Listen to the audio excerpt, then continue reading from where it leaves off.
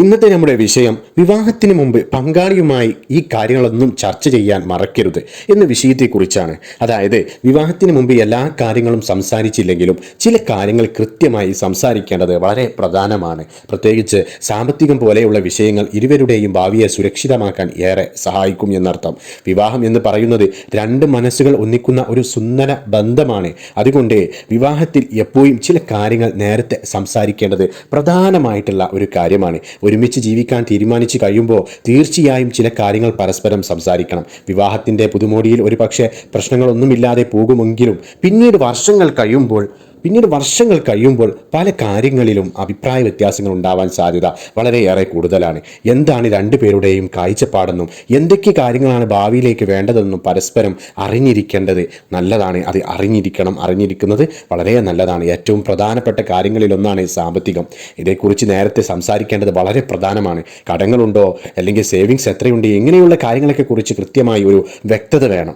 അതുപോലെ തന്നെ ശമ്പളത്തെക്കുറിച്ച് കൃത്യമായ ധാരണയുണ്ടെങ്കിലും കടങ്ങളെയും സേവിങ്സിനെ കുറിച്ചൊക്കെ ഒന്ന് അറിഞ്ഞിരിക്കേണ്ടത് വളരെ പ്രധാനമാണ്. സ്വന്തം പങ്കാളിയോട് ഇതേക്കുറിച്ച് പറയുന്നത് ഏറെ നല്ലതാണ്. കാരണം ഇത് പലപ്പോഴും തെറ്റിദ്ധാരണകളും വഴക്കുകളും ഒഴിവാക്കാൻ സഹായിക്കും. തെറ്റിദ്ധരിച്ചുകൊണ്ട്, അതായത് ആ വ്യക്തിയുടെ കയ്യിൽ നല്ല സേവിങ്സ് ഉണ്ട്, ഇങ്ങനെയൊക്കെ ചിന്തിച്ചുകൊണ്ട് ഒരിക്കലും വിവാഹം നടത്താൻ പാടില്ല. പരസ്പരം അറിഞ്ഞിരിക്കണം. ആ വ്യക്തി എങ്ങനെയാണ്, അത് അവളായാലും അവനായാലും അവർ എങ്ങനെയാണ്, അവരുടെ ലൈഫ് എങ്ങനെയാണ് എന്ന് പരസ്പരമൊക്കെ ആദ്യം മനസ്സിലാക്കി എല്ലാ കാര്യങ്ങളും പരസ്പരം മനസ്സിലാക്കിയിട്ട് വേണം വിവാഹം കഴിക്കാൻ. അല്ലെങ്കിൽ പിന്നീട് അത് ഞാൻ അങ്ങനെ ചിന്തിച്ചിരുന്നു, അല്ലെങ്കിൽ ഞാൻ ഇങ്ങനെ ചിന്തിച്ചിരുന്നു എന്നൊക്കെ സംസാരിച്ച് പല പ്രശ്നങ്ങളിലേക്കും വഴിയൊരുക്കിയേക്കാം.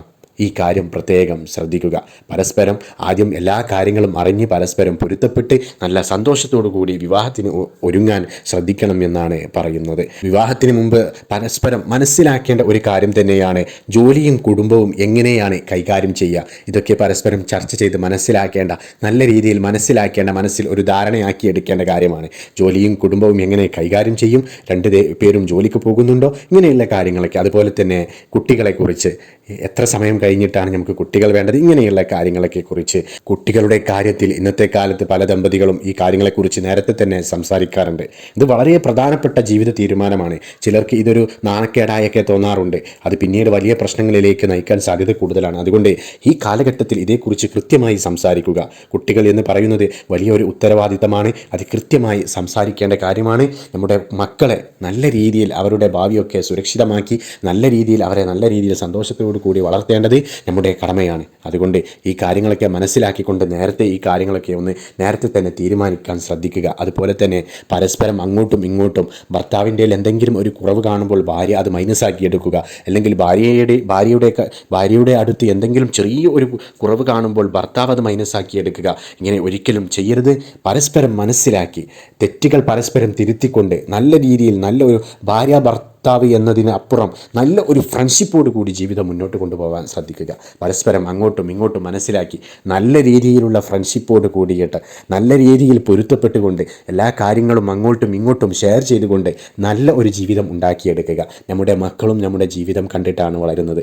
അവർക്കും ഭാവിയിൽ നല്ല ഒരു ലൈഫ് വേണം. അതുകൊണ്ട് നല്ല ലൈഫ് ഉണ്ടാക്കിയെടുക്കാൻ നല്ല ഫ്രണ്ട്ഷിപ്പോട് കൂടിയിട്ട് ഭാര്യയും ഭർത്താവും നല്ല രീതിയിൽ ജീവിച്ച് കാണിച്ചു കൊടുക്കുക.